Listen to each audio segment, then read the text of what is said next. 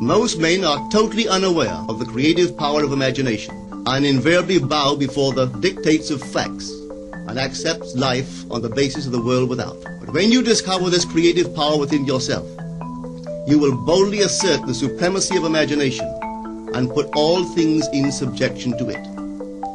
When the man speaks of God in man, he is totally unaware that this power called God in man is man's imagination.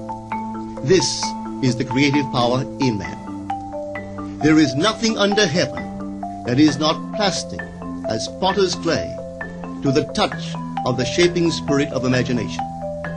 Once a man said to me, "You know, Neville, I love to listen to you talk about imagination. But as I do so, I invariably touch the chair with my fingers and push my feet into the rug just to keep my sense of the reality and the profundity of things." Well, undoubtedly he is still touching the chair with his fingers and pushing his feet into the rug. But now let me tell you another one who didn't touch with her fingers and didn't push that foot of hers onto the board of the streetcar.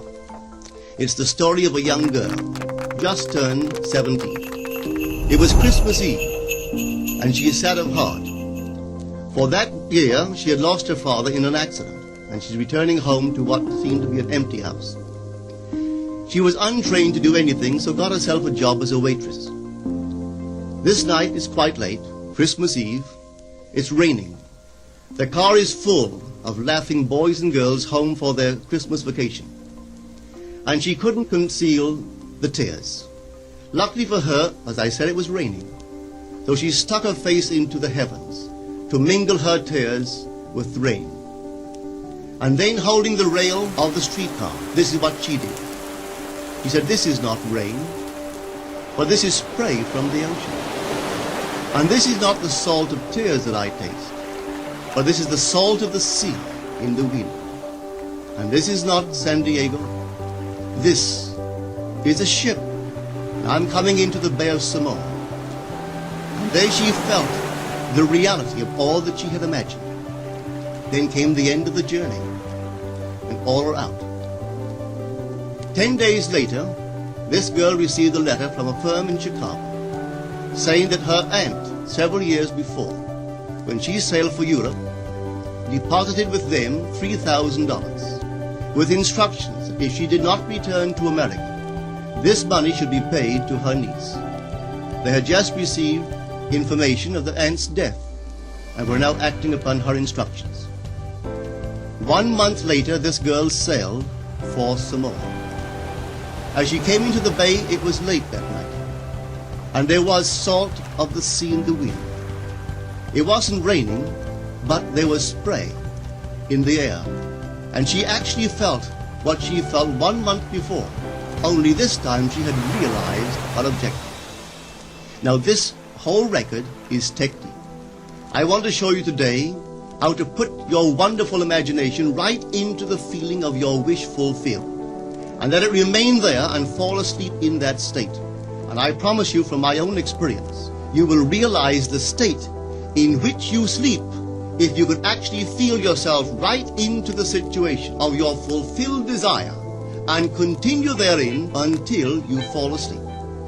As you feel yourself right into it, remain in it until you give it all the tones of reality, until you give it all the sensory vividness of reality. As you do it, in that state, quietly fall into sleep. And in a way you will never know, you could never consciously devise the means that will be employed, you will find yourself moving across a series of events leading you towards the objective realization of this state. Now here is a practical technique. The first thing you do, you must know exactly what you want in this world. When you know exactly what you want, make as lifelike a representation as possible of what you would see and what you would touch and what you would do, and physically moving in such a state. For example, suppose I wanted a home, but I had no money, but I still know what I want. I, without taking anything into consideration, I would make as lifelike a representation of the home that I would like, with all the things in it that I would want. And then, this night, as I would go to bed, I would, in a drowsy, sleepy state, the state that borders upon sleep, I would imagine that I am actually in such a house, that were I to step off the bed, I would step upon the floor of that house. Were I to leave this room, I would enter the room that is adjacent to my imagined room in that house.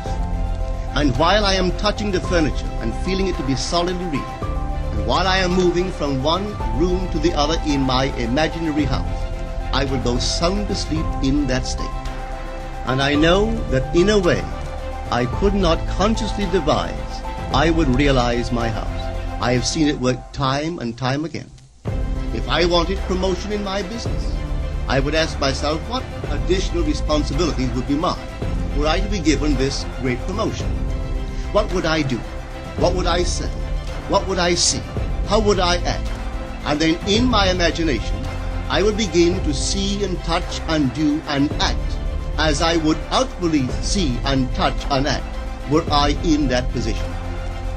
If I now desired the mate of my life, were I now in search of some wonderful girl or some wonderful man, what would I actually find myself doing that would imply that I have found my state? For instance, suppose now I was a lady.